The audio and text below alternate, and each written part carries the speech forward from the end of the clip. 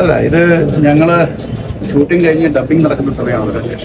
ഏകദേശം 16 അപ്പോൾ സ്വാസികയാണ് ഇത് ആദ്യം ഇനീഷ്യേറ്റ് ചെയ്തത്. പിന്നെ കൈലാഷ്, പ്രശാന്ത്, ബിജു സോപാനം, ഷെയ്ഖ് സിദ്ദീഖ്, ചേച്ചി, മഞ്ജു പിള്ള, അപ്പൊ ഇവരെല്ലാവരും കൂടി ആത്മാർത്ഥമായിട്ട് കോട്ടയം മ്യൂസിയം,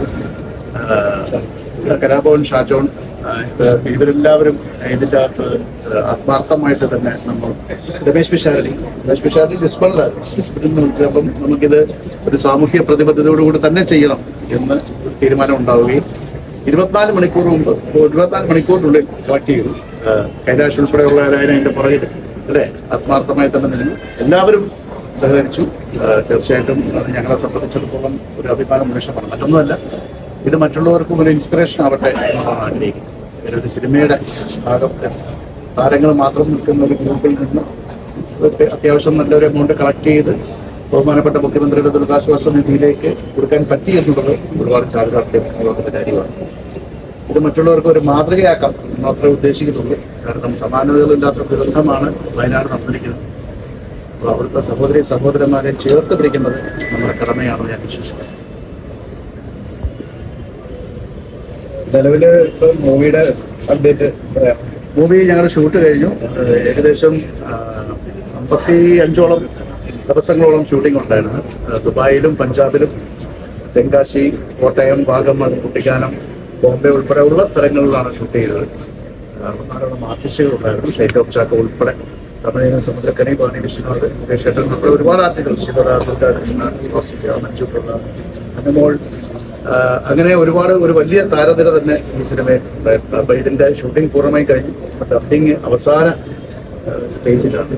ഒക്ടോബറിൽ റിലീസ് ചെയ്യാനാണ് ആഗ്രഹിക്കുന്നത്. ഒരു ഇൻവെസ്റ്റിഗേഷൻ സ്റ്റോറി. ഒരു കാര്യം കൂടെ, കാരണം ഇപ്പം സമൂഹ മാധ്യമങ്ങളിലടക്കം പല വിമർശനങ്ങളും ഇപ്പം മുഖ്യമന്ത്രി ദുരിതാശ്വാസ നിധിയിലേക്ക് പണം കൊടുക്കരുത്, സ്വന്തമായിട്ട് തന്നെ ചെയ്യണമെന്നൊക്കെ പറഞ്ഞ് കേൾക്കുന്നുണ്ട്. അപ്പൊ അതിനെക്കുറിച്ച് എന്താണ് താങ്കളുടെ ഒരു അഭിപ്രായം? റൈറ്റ് ടു ഇൻഫർമേഷൻ ആക്ട് അനുസരിച്ച് മുഖ്യമന്ത്രിയുടെ ദുരിതാശ്വാസ നിധിയിലേക്ക് പണം കൊടുത്താൽ അത് എന്തിന് ചെലവഴിക്കുന്നു എന്ന് അറിയാനുള്ള അവകാശം ഓരോ പൗരനുമുണ്ട്. അപ്പൊ നമ്മളിപ്പോ മുഖ്യമന്ത്രി ആര് എന്നുള്ളതല്ല, ഇപ്പൊ പിണറായി വിജയനാണെങ്കിലും അല്ലെങ്കിൽ ഉമ്മൻചാണ്ടി സാറാണെങ്കിലും ആരാണ് മുഖ്യമന്ത്രി? മുഖ്യമന്ത്രി നമ്മൾ പോസ്റ്റാണ്. ആ മുഖ്യമന്ത്രി എന്ന് പറഞ്ഞാൽ നമ്മുടെ മുഖ്യമന്ത്രി, ആര് ഭരിച്ചില്ല. ആ മുഖ്യമന്ത്രിയുടെ ദുരിതാശ്വാസ നിധി എന്ന് പറഞ്ഞാൽ നമ്മുടെ പണമാണ്. ആ പണം നമ്മൾ കൊടുക്കുന്നത് സർക്കാരിന്, അല്ലാതെ ഒരു വ്യക്തിക്കല്ല. മുഖ്യമന്ത്രിയുടെ ദുരിതാശ്വാസ നിധിയിലേക്ക് നൽകിയിട്ടുള്ള പണത്തിന്റെ ഫുൾ കണക്കുകളും റൈറ്റ് ടു ഇൻഫർമേഷൻ ആക്ട് അനുസരിച്ച് പലരും ചോദിക്കുകയും ചെയ്തിട്ടുണ്ട്. അത് യഥാസ്ഥലത്ത് കിട്ടേണ്ടത് കിട്ടിയിട്ടുമുണ്ട്. അതൊരു വസ്തുത തന്നെയാണ്. അപ്പൊ അത്തരം പിന്തിരിപ്പ നയങ്ങൾ തുടരുന്നവർക്കെതിരായിട്ട് ശക്തമായി പോരാടുക തന്നെ അതിലുള്ളൊരു മെസ്സേജും കൂടിയാണ്. കാരണം നമ്മളെ സംബന്ധിച്ചിടത്തോളം ഒരു നാടിനെ പല രീതിയിലും അറ്റാക്ക് ചെയ്യുമ്പോൾ, പല രീതിയിലുള്ള ബുദ്ധിമുട്ടുകൾ ഉണ്ടാകുമ്പോഴും ഒരു പിന്തുണ ഇല്ലാതിരിക്കുന്ന സമയത്തും കരലുറപ്പോടുകൂടിയാണ് കേരളം ഇതിനെ നേരിട്ടത്. നിപ്പ വന്നാലും ശരി, കോവിഡ് വന്നാലും ശരി, അതോടൊപ്പം തന്നെ പ്രളയം, സമാനതകളില്ലാത്ത പ്രളയം നമ്മൾ കണ്ടതാണ്. ഇപ്പം ഈ നൂറ്റാണ്ടിന്റെ ഏറ്റവും വലിയ, കേരളത്തിലെ സംബന്ധിച്ച് സഹിക്കാൻ പോലും പറ്റാത്ത കയ്യിലൊക്കെ സംഭവിച്ചിരിക്കുന്നു.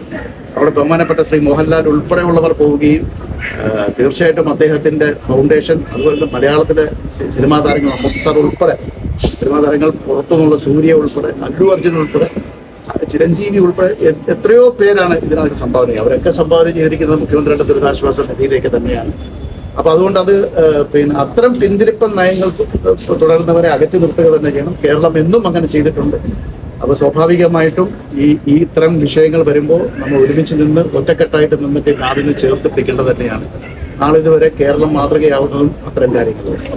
ഏറ്റവും കൂടുതൽ വിവാദപരമായിട്ടുള്ള പരാമർശങ്ങൾ സംവിധായകൻ